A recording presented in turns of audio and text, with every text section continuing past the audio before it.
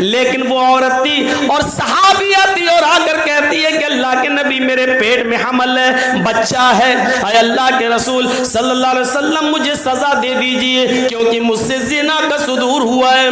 آپ نے کہا لے جاؤ, پتھروں سے مار مار کر ختم کر دو. لیکن کہنے لگی میرے پیٹ میں بچہ ہے. تو کہا کہ جاؤ جب بچہ پیدا ہو جائے تب آنا. جب بچہ پیدا ہو گیا تب آئی. کہا اب اس کو مار دو, ختم کر دو. بچہ رونے لگا.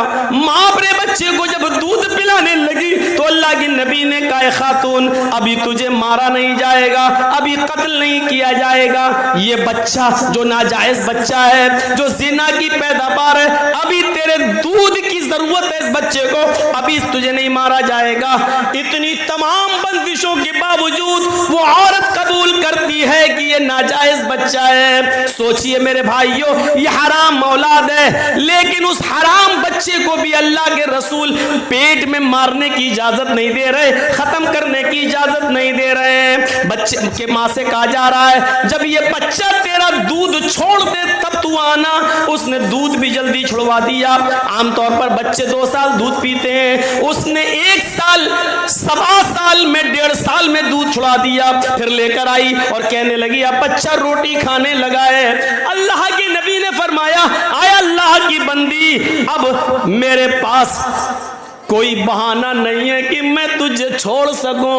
اے صحابہ جاؤ اور اس کو لے جا کر سینے کے برابر گاڑ کر اس عورت کو پتھروں سے مار مار کے ختم کر دو. پورے واقعے کو بتانے کا مقصد یہ ہے کہ یہ انسانیت تھی جناب محمد رسول اللہ صلی اللہ علیہ وسلم کی, کہ حرام کا اور ناجائز بچہ بھی گرانے کی اجازت نہیں دے رہے ہیں. یہ انسانیت ہے, انسانیت, اور انسانیت کا سب سے بڑا سبق اسلام پیش کرتا ہے. ہر حال میں مسائل کو جاننے کی کوشش کرو. ایک مسئلہ آپ کے سامنے اگر رکھا جائے تو آپ اس کا کیا جواب دیں گے؟ آئیے آج کل لیٹسٹ مسئلے آتے ہیں. ایک غیر مسلم مسلمان ہو گیا رمضان کے مہینے میں, آج 20واں روزہ ہے اور آج وہ مسلمان ہو رہا ہے, تو اب وہ کتنے روزے رکھے گا؟ صرف روزے تو 10 بچے ہیں اور 29 کا چاند ہو گیا تو 9 ہی روزے بچے ہیں. اور اسلام وہ آج لا رہا ہے, اور روزے تو ہر مسلمان پر 1 مہینے کے, رمضان کے پورے مہینے کے روزے فرض ہیں. تو اب وہ کتنا روزہ رکھے گا؟ شریعت کیا کہتی ہے؟ شریعت یہ کہتی ہے کہ وہ 20ویں روزے کو اگر اسلام قبول کرتا ہے تو 20ویں روزے کے بعد سے ہی اس کے اوپر روزہ فرض ہو جاتا ہے, اور جتنے روزے اس کو ملیں گے اتنے وہ رکھے گا. اب سوال یہ پیدا ہوتا ہے 20 روزے جو اس کے چھوٹے ہیں کیا وہ عید کے بعد پورے کرے گا؟ نہیں کرے گا. کیوں نہیں کرے گا؟ دلیل کیا ہے؟ بھائی اہل حدیث ہو تو دلیل تو چاہیے نا.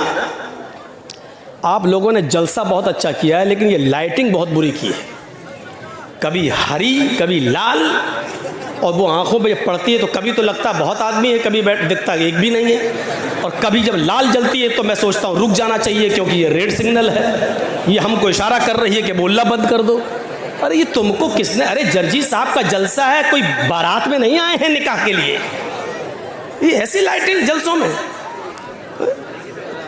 لائٹ ایسی ہونی چاہیے جو جلتی رہے, بس بجھے نہیں. تو ایسا لگ رہا ہے جیسے آنکھ مار رہی ہو. اللہ کی قسم بڑا ڈسٹرب ہو رہا ہوں. کل بھی ہوا تھا لیکن کل میں بول نہیں پایا, سارا غصہ ان چینل والوں پہ اتر گیا. آج یہ لائٹ والے پہ لگ رہا ہے سارا غصہ اتار دو.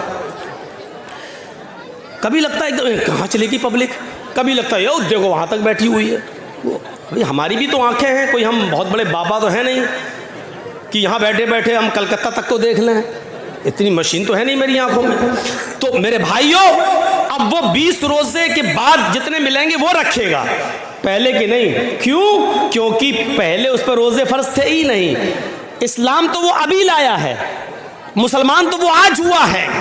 آج سے پہلے اس پر روزے فرض تھے ہی نہیں, فرض آج ہوئے ہیں, تو جتنے ملیں گے اتنے روزے رکھے گا. ایک اور مسئلہ یاد رکھیے گا, ایک غیر مسلم ابھی مسلمان ہوا ہے 20ویں روزے کو, اور ٹائم ہے 5 بجے کا, شام کو 5 بج رہا ہے اور ابھی اسلام لایا.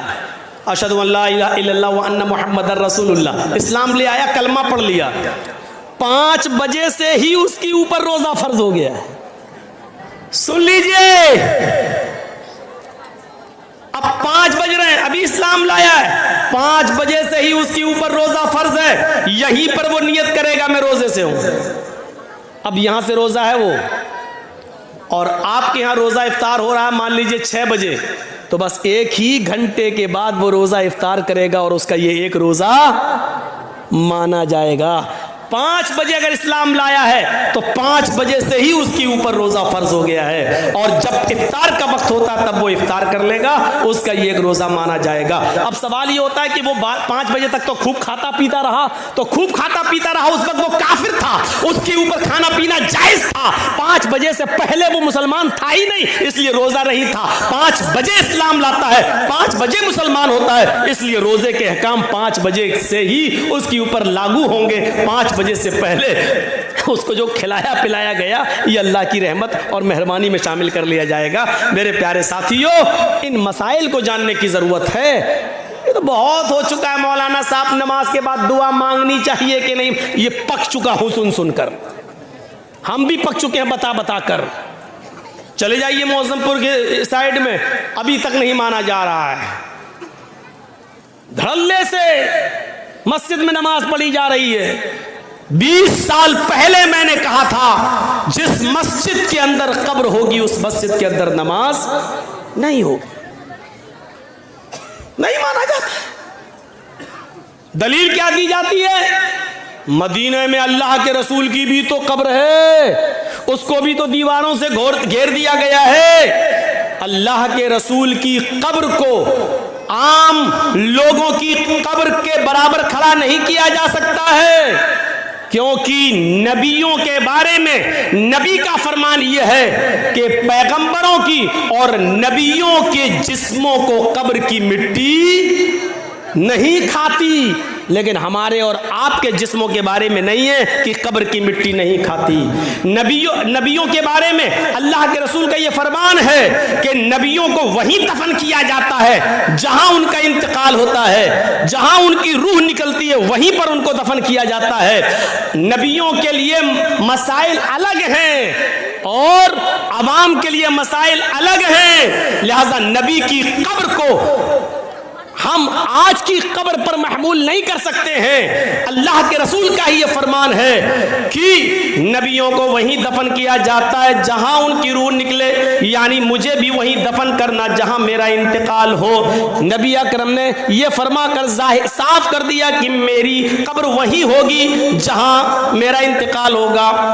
نبیوں کی قبر کو کھود کر نہیں نکالا جا سکتا ہے، لیکن کسی انسان کو گاڑ دیا جائے، کسی انسان کو دفن کر دیا جائے اور پتا چلے کہ یہاں تو مسجد تھی، مسجد میں ایک آدمی کو دفن کر دیا گیا، اگر 10 سال بعد 20 سال بعد بھی پتا چلے تو پھر اس قبر کو کھودا جائے گا، اگر اس میں سے کچھ ہڈیاں ملتی ہیں تو ان کو نکالا جائے گا اور ان کو مسلمانوں کے قبرستان میں منتقل کر دیا جائے گا، اور قبر کو زمین کے لیبل پہ کر کے اس پہ نماز پڑھی جائے گی۔ اگر 10 15 20 سال کے بعد اگر اس میں ہڈیاں بھی نہ ملیں، جب قبر کو کھودا جائے تو اس میں ہڈیاں بھی نہ ملیں، کیونکہ جسم انسان کا مٹی سے بنا ہوا اور جسم کو مٹی بن جانا ہے۔ اب اگر ہڈیاں نہیں ملتی ہیں تو اس قبر سے 1-2 تسلا، 1-2 بڑا برتن بھر کر مٹی نکالی جائے گی اور اس کو مسلمانوں کے قبرستان میں منتقل کر دی جائے گی، اور اس قبر کو زمین کے برابر کر کے اس میں نماز پڑھی جائے گی۔ لیکن مسئلہ ہے وہ اپنی جگہ پر قائم رہے گا، آپ اس کی چاہے کتنی دیواریں کھڑی کر دیں، چاروں طرف سے اس کو کتنا بھی گھیر دیں، لیکن جس قبر مسجد کے اندر قبر ہے اس مسجد کے اندر نماز نہیں ہوگی، نہیں ہوگی، نہیں ہوگی۔ یہ اسی نبی کا فرمان ہے، جس نبی کا فرمان یہ ہے کہ نبیوں کو وہیں دفن کیا جاتا ہے جس جگہ نبیوں کا انتقال ہوتا ہے۔ اسی نبی کا یہ بھی فرمان ہے کہ اپنے گھروں کو قبرستان مت بناؤ، یہ بھی کہا اسی نبی نے، لعنت اللہ علی الیہود والنصارى اتخذوا قبور انبیائہم المساجد۔ اللہ کی لعنت ہو یہود و نصارہ پر جنہوں نے اپنے اپنے نبیوں کی قبروں کو مسجد بنا لیا ہے۔ میرے بھائیوں، قبروں کو مسجد نہیں بنایا جا سکتا ہے، مسجد میں قبر نہیں بنائی جا سکتی ہے۔ لہٰذا اس حدیث کو اپنی جگہ پر، یہ مسئلے پرانے ہو چکے ہیں، اب لیٹسٹ مسائل کی طرف آئیے، نئے مسائل کی طرف آئیے، وقت کی ضرورت ہے نئے مسائل کی طرف آنا۔ تو یہ مسئلے تو بہت پرانے ہو چکے ہیں، تو ہمیں ان مسئلوں کو جاننے کی ضرورت ہے۔ جہاں اسلام نے احترام انسانیت بتائی ہے، وہیں اسلام کے اندر احترام مسلم بھی بتایا گیا ہے۔ اچھا، اب یہ اندازہ لگاؤ، جب اللہ یہ کہہ رہا کہ پڑوسی کے بچوں کو پیار و محبت کی نظر سے دیکھو، تو اس کا مطلب کیا ہوا؟ اپنے بچوں سے کتنا پیار کرو۔ یہ آپ اندازہ لگا سکتے ہیں نا؟ جو اسلام دوسروں کے بچوں سے محبت کرنے کا حکم دے رہا ہو، تو اس سے اندازہ لگاؤ کہ پھر اپنے بچوں سے کتنی محبت ہونی چاہیے۔ جو اسلام پوری انسانیت کے ساتھ اچھا سلوک کرنے کا حکم دے رہا ہو، تو پھر مسلمانوں کے ساتھ اچھا سلوک کرنے کا اس میں کتنا حکم ہوگا۔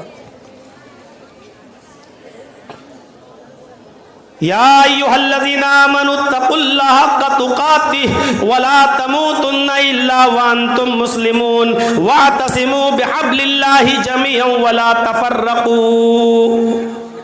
اس کے بعد وَاذْكُرُوا نِعْمَةَ اللَّهِ عَلَيْكُمْ إِذْ كُنْتُمْ أَعْدَاءً فَأَلَّفَ بَيْنَ قُلُوبِكُمْ فَأَصْبَحْتُمْ بِنِعْمَتِهِ إِخْوَانًا۔